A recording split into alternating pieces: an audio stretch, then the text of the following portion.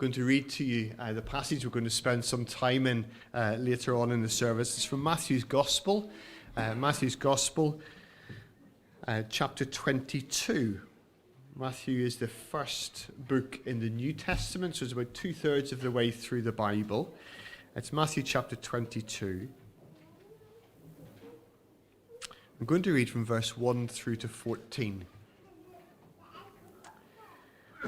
We're close to the end of Matthew's Gospel, which means we're close to when Jesus dies. And at this point, tensions are starting to rise. Jesus is making it clear what he's about, and his opponents are making it clear what they're about. And yet there's a crowd who are very interested in not just hearing Jesus, but in following him.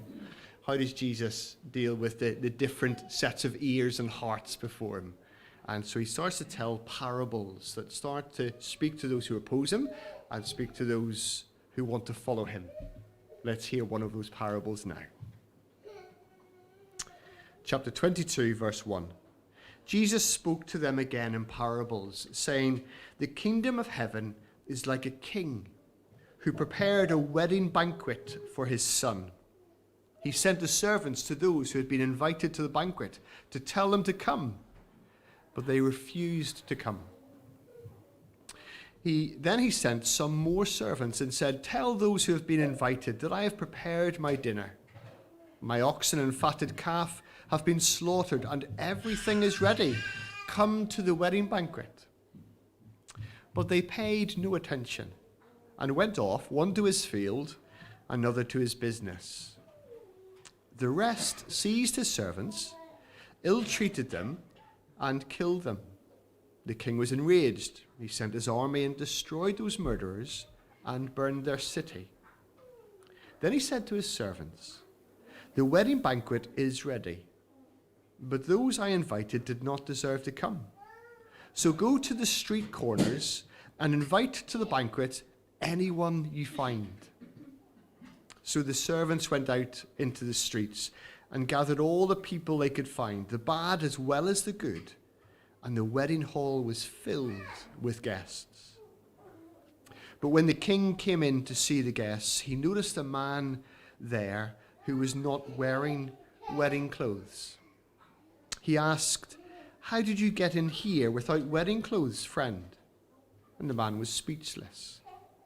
Then the king told the attendants, 'Tie him hand and foot and throw him outside into the darkness, where there will be weeping and gnashing of teeth.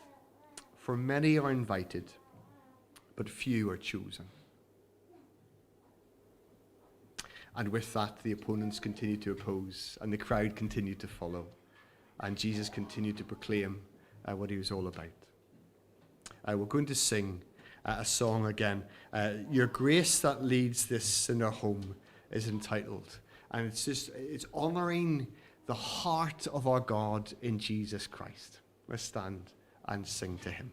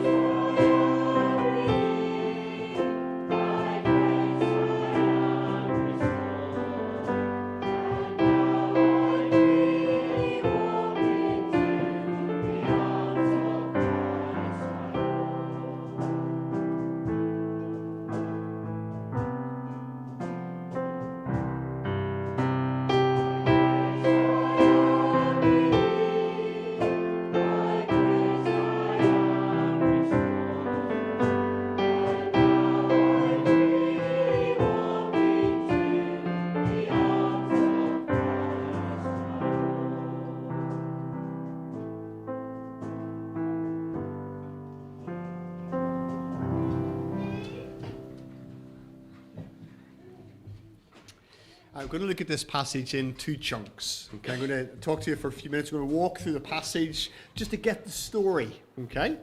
And then we'll sing, and then we'll try and learn some important lessons from it.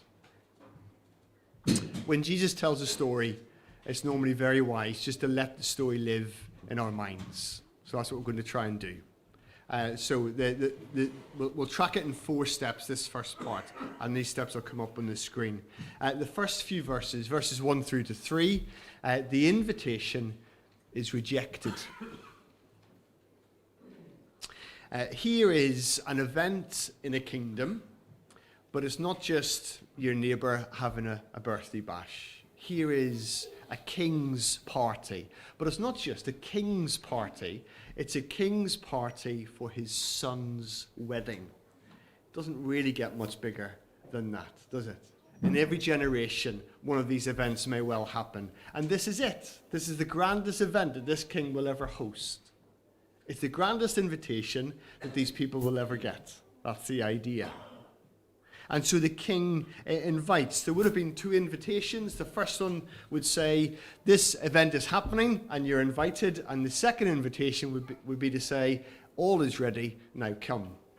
This is the second invitation. They've known they're invited, and this is the time to say, it's all ready. Get your glad rags on, and then you come. But I want you to see something. I want you to see the response. In verse 3, he sent the servants to those who had been invited to the banquet to tell them to come, but they refused to come. So here's a grand event, and people have refused to come.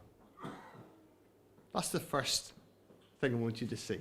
An invitation is rejected.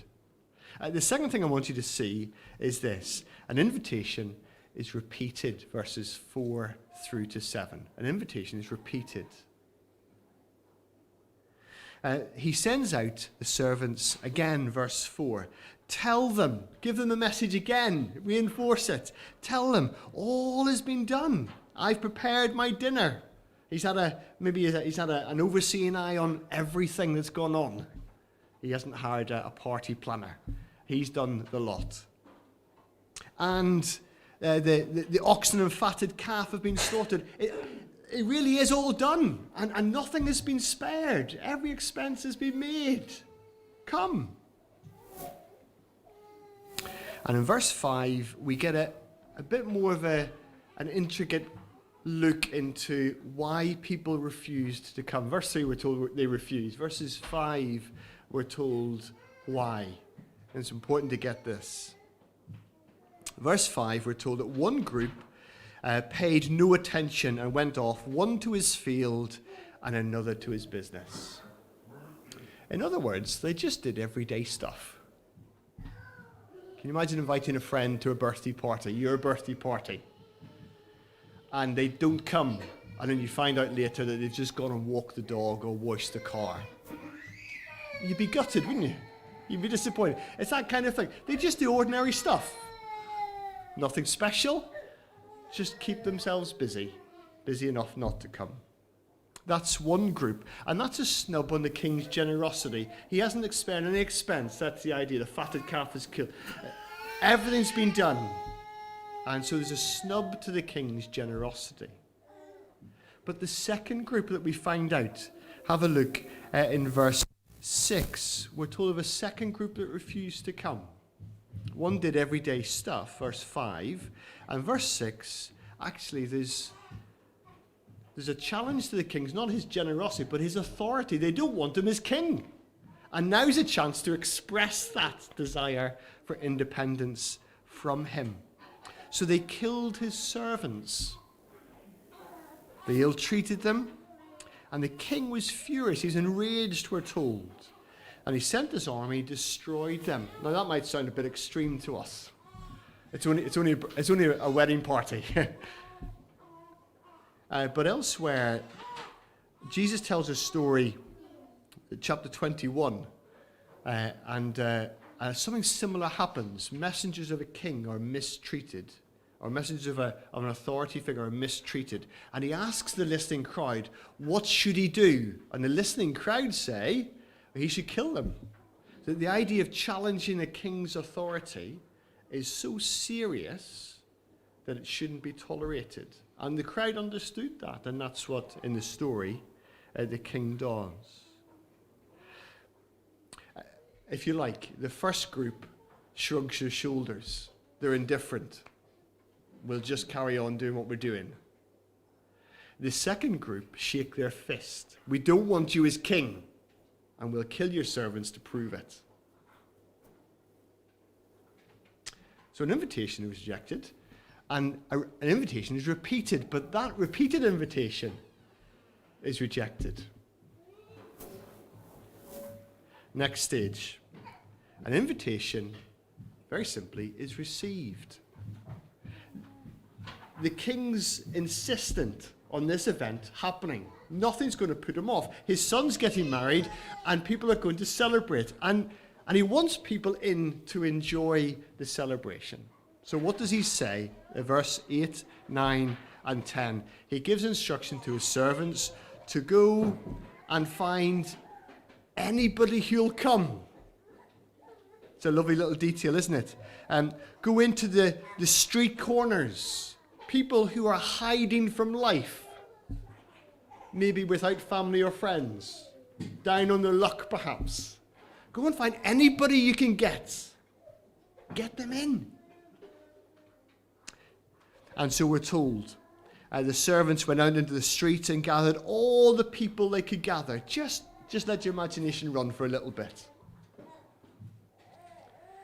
Tomorrow morning, you're on your way to school, or the school drop-off, or work, or you're out for the morning paper, and somebody interrupts your walk or your journey, or steps out in front of the car and says, "You're coming with me." And as you go with them, you realize as you enter into the room that you're invited into, everybody you recognize is there. Your next door neighbor, your boss at work. That's a relief. You won't get in trouble. The teachers, the other fellow students, people you recognize from your school days, people you recognize from the local community, they're all there. Nobody's in their glad rags because they've just been pulled from the street. They're just in their normal clothes. And no one can quite believe that this wonderful occasion has included them. That's the kind of idea we're left with as verse 10 comes to an end. The servants went out into the streets, gathered all the people they could find, the bad as well as the good. The people you would invite and the people that you would definitely not invite. They're all there. And the wedding hall was filled with guests. I work with a guy at the moment who supports our local football team, Southport Football Club. We're not very good. And last Tuesday week, I think it was, there was quite a cold snap in our area. And the attendance was as low as it's ever been. 500 turned up in the stadium. And he said, "Stuart, the atmosphere was flat. There's hardly anybody there." But when a stadium is full, it's a different story, isn't it? When a place is full, there's a buzz. Maybe you watched the rugby yesterday, and stadiums were full. There's a buzz of excitement about what was happening. Well, here the banquet hall is filled with people who would never in a million years expect to be brought in to a grand occasion like this. And they eat and drink of the best of food and drink that their lips have never touched before. This grand occasion has included them. An invitation is received. The first group shrugged their shoulders. The second group shook their fist at the king's authority. The third group simply came in and sat down, and they were included. Lastly, verses 11 through to 14. Bit of a head scratcher, this one.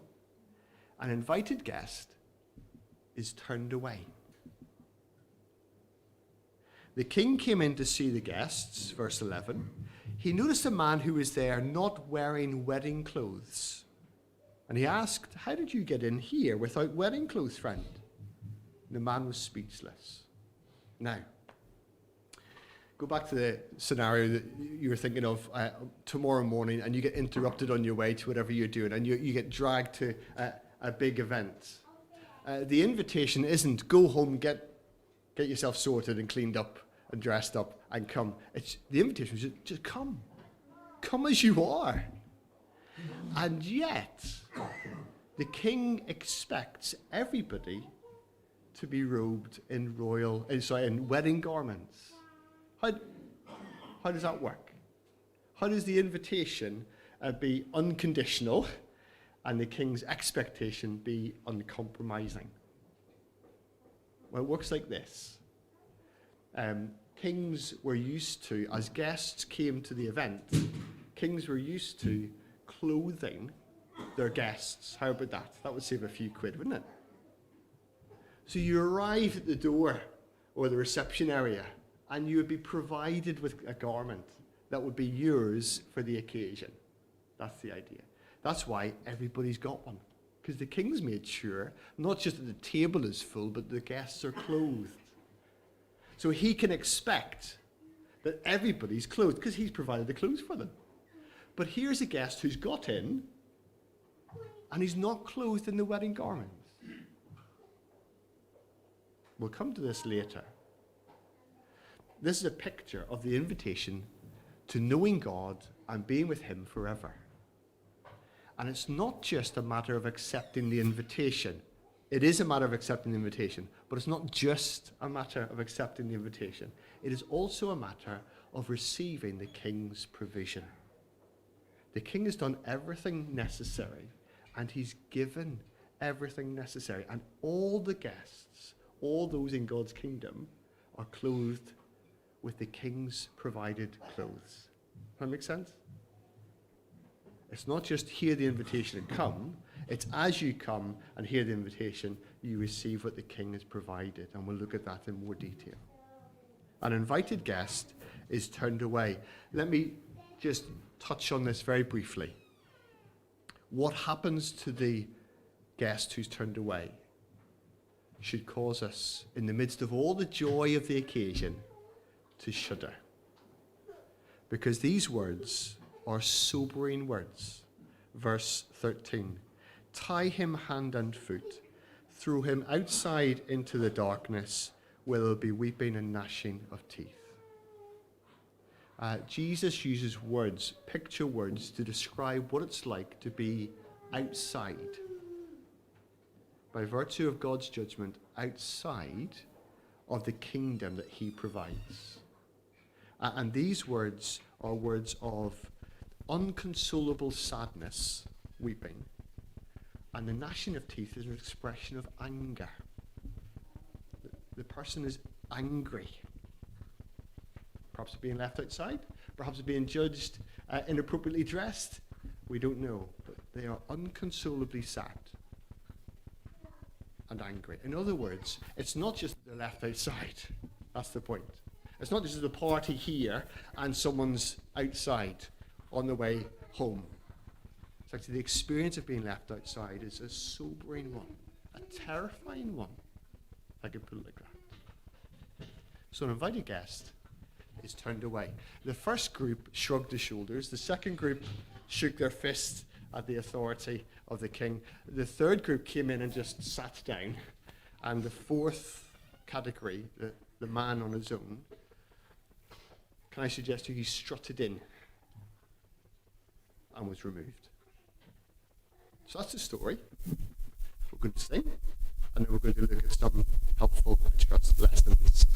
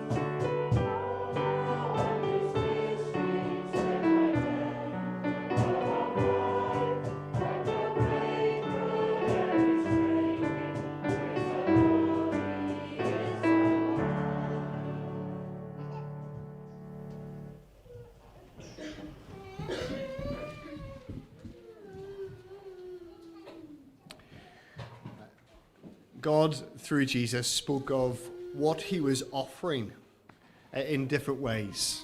The sheep start to have a shepherd who will lay down his life for them. The orphaned children would have a father who would adopt them, is another picture. The bride would have a bridegroom who would come and marry and unite himself to an undeserving people. That's another picture.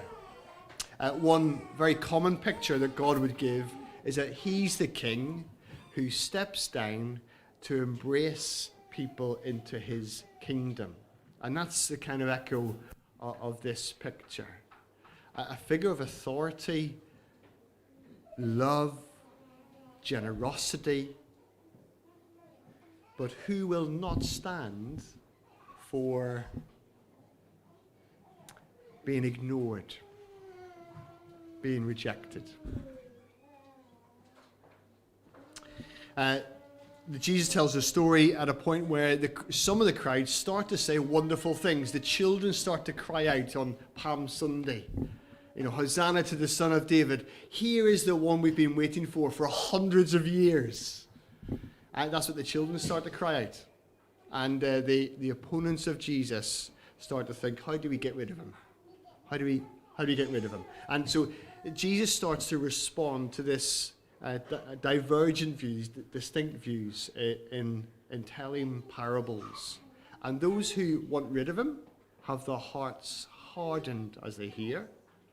And those who want to follow him have their hearts warmed as they hear. And they follow all the more. That's the idea. Some lessons. It is possible to hear the invitation and not want to enter. It's possible to hear the invitation and not want to enter. God, through Jesus, has issued the news of a king and a kingdom into which anybody is welcomed. And it's possible to hear that and not want to enter. Do you remember the first group? The first group shrugged their shoulders, did everyday things. I grew up going to a church, not quite like this one. It was just in terms of the building. The building was much more traditional. And I grew up for years trying my best not to listen to what God was saying. Behind the preacher was there's a big organ, and the organ pipes were behind the preacher. Well, if you want to be distracted, you can count organ pipes. So every Sunday morning, I either dreamt about the football match I played the previous day, or I counted the pipe organs. I couldn't care less how many pipes were on the wall. I just wanted to not listen. What was I doing? Shrugging my shoulders. God, in his goodness and kindness, gave me a Christian family and a Christian church to grow up in. And I was sitting there thinking, I couldn't care less. I couldn't care less. Now, I'm not saying everybody's like that. I doubt that's the case. But that can be a response, particularly if you grew up in a church setting. You can think, again, church twice on a Sunday? Or maybe you've come into contact with the Bible and what God is saying to you, not grown up with it, but just as an adult. And he's interrupting your life. And there's a temptation to think it'd be much easier if I just ignore what he says. Life would be much smoother if I just shrug my shoulders and move on and just keep living life. Well, that's what this first group did. They shrugged their shoulders and just kept living life. They didn't have to change anything, just have to keep going. And that's what many of the crowd that Jesus was speaking to were doing. They saw wonderful things. They heard wonderful things from him. It was clear that he was marked out by what God was doing as God's messenger. And they wouldn't listen. It's not that they couldn't listen, that they wouldn't listen. It's possible to hear the invitation and not want to enter by shrugging your shoulders and carrying on. It's also possible to hear the invitation and not want to enter by shaking your fist. There was a hostility in some in the crowd against God's authority. I don't want him. And what did they do? In the story, they killed his messengers. Well, In the Old Testament, God sent prophets, and some of them were sent into exile. Don't tell us what God says, some of the kings said. Go away. Some of the prophets were killed. And the greatest prophet, Jesus, is a week away from being killed. So this hostility is real. Now, we can't, in hostility, grab Jesus and kill him. But we would gladly fight to the death our independence against God. I want what I want. And I don't want God telling me what I should be doing. That's made of the same stuff, of this fist shake against God. It's possible to hear the invitation and shrug your shoulders or shake your fist and not want to enter. It's possible to hear the invitation to want to enter but be turned away. This is the last character, verse 11, 12, and 13. This character who came in, didn't receive the clothing. One of the pictures of the gospel is that we are clothed by God in clothes that are not ours. And the idea is that the perfection of Jesus as a man, with which God is utterly satisfied, is in the gospel from God's heart of love given to people like me who would count organ pipes instead of listening to him. The perfection of Jesus is given to people like me and to you. And so when God deals with us, looks at us, treats us with the delight that he has over his son Jesus. The Bible's word is the righteousness, the perfection of Jesus as a man is given freely and fully and forever to people who are undeserving. That's the idea. Okay? And this man, I said before, he came to the party, he received the invitation, but he didn't receive the king's provision. And when you come to God, you have to come with both. You have to come receiving the invitation. He's invited, you must come. And he's provided, you have to receive it. No one can come into God's kingdom in a relationship with him forever. Just as they are. We have to be clothed by God in the righteousness, the perfection of Jesus as a man, which is freely given, but it has to be received.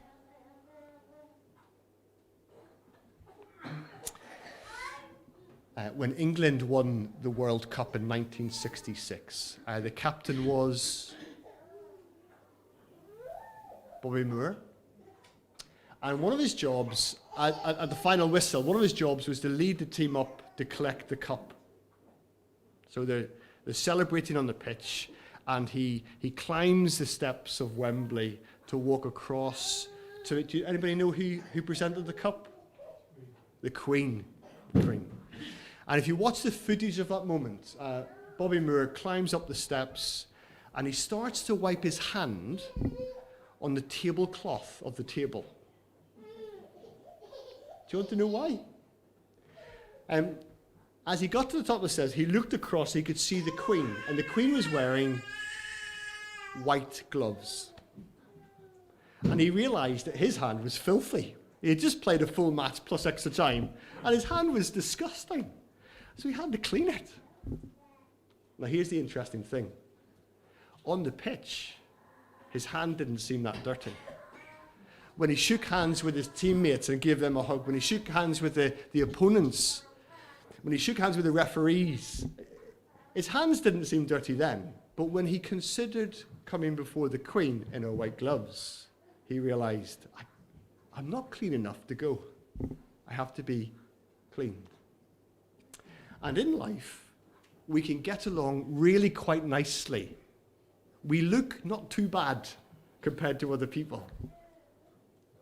But the Bible asks us to consider what happens when you, on your own, without Christ's help, meet God as judge. And the Bible is very clear. all of us are too dirty for that moment. We need to be like Bobby Moore. We need to be cleaned.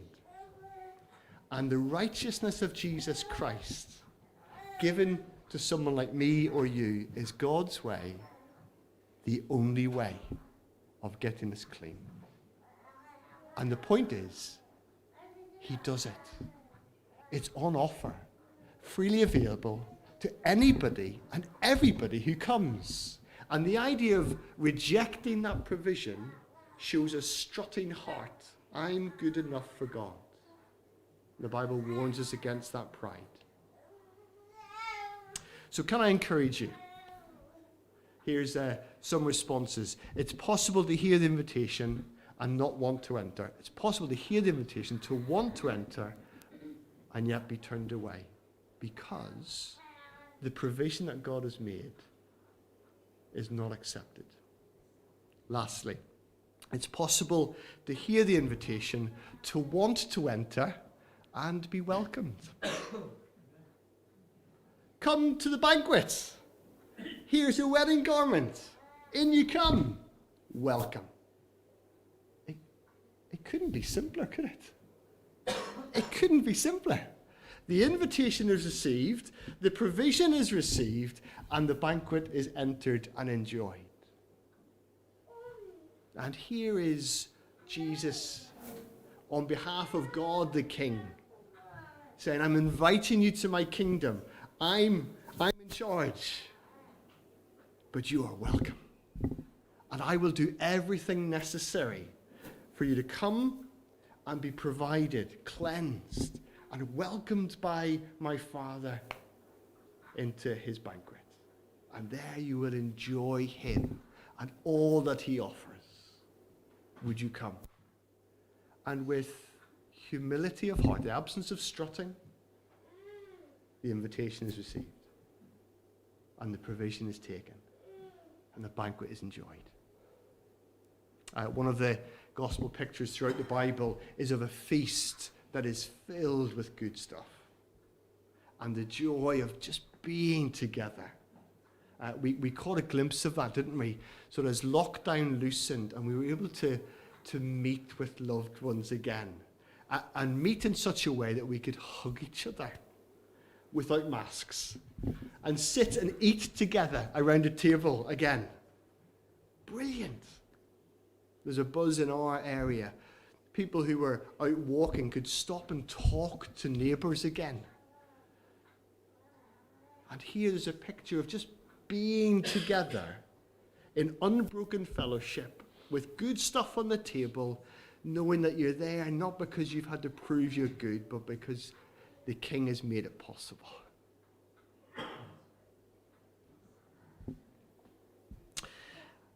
Comment and 2 questions. Comment is this. There are 4 kinds of responses to the invitation in the story. There's the shoulder shrugger, just did everyday things. There's the fist shaker. There's the strutter, I'm good enough to get in on my own. And then there's the sitter. Question number 1. Currently, today, which one are you? Jesus was telling parables like this so that people would see themselves. Which one are you? Question number 2. Which one do you want to be? Because he was telling the parables so that people would change. If they were strutting, if they were shrugging their shoulders, if they were shaking their fists, they would hear this story and see themselves like, we'd be mad not to receive the invitation and come into his banquet. We'd be mad. And so there is, in the hearing of this parable, the opportunity to identify ourselves and to be changed by the God who invites and welcomes. The God who invites kits out, dresses up everybody who comes. And everybody he dresses, he welcomes. And he never turns them away. That's one of the pictures of this enjoyable banquet held by God. Can I encourage you? can I plead with you, if you are one of the three categories that have not yet sat at the banquet offered by God through Jesus, can I urge you to consider today changing the path you're on and coming to a God who generously says, come. I've done everything. Come and receive my invitation. Come and receive my provision. Come and join the banquet. And if you are already sitting, can I encourage you to go today glad? Glad that you have brought nothing and received everything. And that we can see all sorts of people like me and you, who don't deserve to be there, but have been embraced by the King, welcomed. And we'll get more a glimpse of that as heaven comes in the new creation. And that joy will be full one day. But we have glimpses of it today. So enjoy the goodness of the God who accepts even you in his abundant provision.